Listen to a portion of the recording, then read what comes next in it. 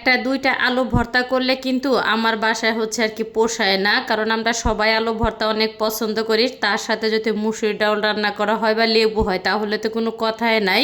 আর বিশেষ করে কিন্তু আমার ছেলে আর মেয়ে অনেক বেশি পছন্দ করে আলু ভর্তা। তো সকাল থেকে কিন্তু আজকে হচ্ছে ভিডিওটা আর কি আমি শুরু করে দিলাম।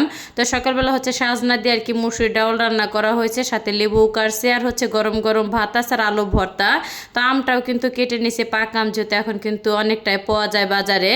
আর হচ্ছে সবার পরে কিন্তু আমি খাবার নিয়ে হচ্ছে আর কি খেতে বসছি, সবারই খাওয়া আর কি হয়ে গেছে। আর আমার মতন পাকা আম দিয়ে তো ডাল ভাত খাইতে কে কে পছন্দ করেন অবশ্যই কিন্তু কমেন্ট করে জানাবেন। যতদিন হচ্ছে পাকা আমটা থাকবে ততদিন হচ্ছে ডাল রান্না করলে আমি ডাউলের সাথে খাই। আমার কাছে না অনেক বেশি ভালো লাগে এই আম দিয়ে হচ্ছে আর কি ডাল ভাত খাইতে। যাই হোক, তো খাবারটা কিন্তু অনেক মজা করে আর কি খেয়ে নিলাম। তারপরে যে মিষ্টিটা আর কি বের করে নিছি। তো অনেক দিন যাবতে হচ্ছে আর কি একটু ডায়েটের ভিতরে আর কি আমি ছিলাম। তো যখন হচ্ছে ডায়েটটা আর কি আমি শুরু করি না কেন, কেমনে যেন আমার বাসার ভিতরে তখন মিষ্টি আইটেমটা একটু বেশি আর কি ঢুকে পড়ে। যেহেতু হচ্ছে মিষ্টির প্রতি আমি একটুখানি আর কি দুর্বল, তো আমার হচ্ছে মিষ্টি দেখলে না আর হুঁশ থাকে না, কিভাবে যে আমি খাবো ওইটার চিন্তা আর কি আমি থাকি। তো যাই হোক, তো একটুখানি আর কি খেয়ে নিলাম, না খেলে তো একদমই অসম্মান করা হবে, যেহেতু হচ্ছে মিষ্টি আমি পছন্দ করি। আর এই লাড্ডুটা খেতে না অসম্ভব হচ্ছে মজা ছিল, অনেক অনেক ভালো লাগতেছিল।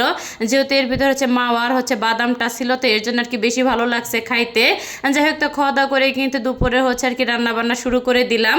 তো অনেক দিন যাবতে হচ্ছে ছোলা আর কি খাইতে মন চাইছিল। তো কিছুদিন আগে আমার ছেলে হচ্ছে ছোলা মাখাটা আর কি আমাকে এনে খাওয়াইছে। ওর পরে থেকে মনে চাইতেছিল যে ছোলা আর কি রান্না করে আমি খাই।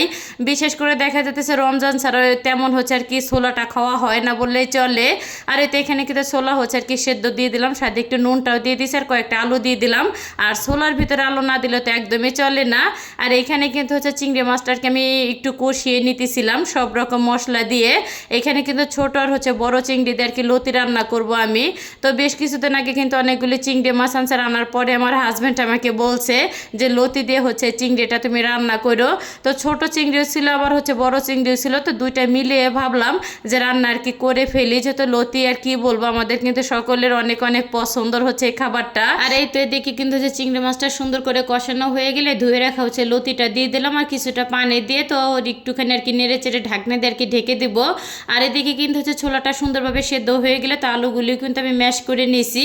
আর মশলাটাও কিন্তু সুন্দর করে কষিয়ে নিছি আমি। এখানে জিরা, ধনিয়া, তারপরে গরম মশলার গুঁড়া, হলুদ মরিচের গুঁড়া, আর কিছুটা হচ্ছে কাঁচা মরিচটাও আর কি আমি দিয়ে দিয়েছিলাম। যাই হোক, আর এখন 5 থেকে হচ্ছে 7 মিনিটের মতন হচ্ছে আমি আর কি রান্না করে নেব।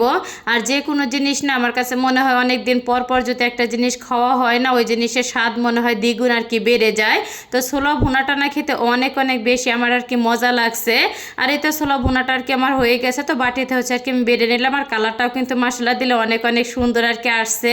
আর এদিকে কিন্তু হচ্ছে আমার লতি রান্নাটা আর কি হয়ে গেছে, চারপাশে হচ্ছে তেলটা আর কি উঠে আসছে। তো আমার রান্না বান্না শেষ, সোনার বাংলাদেশ। তো সব মিলে কেমন লাগলো আজকের ভিডিওটা সবার কাছে সবাই কমেন্ট করে অবশ্যই জানাবেন। তো আজকের ভিডিওটা এখানে শেষ করলাম। আল্লাহ হাফেজ।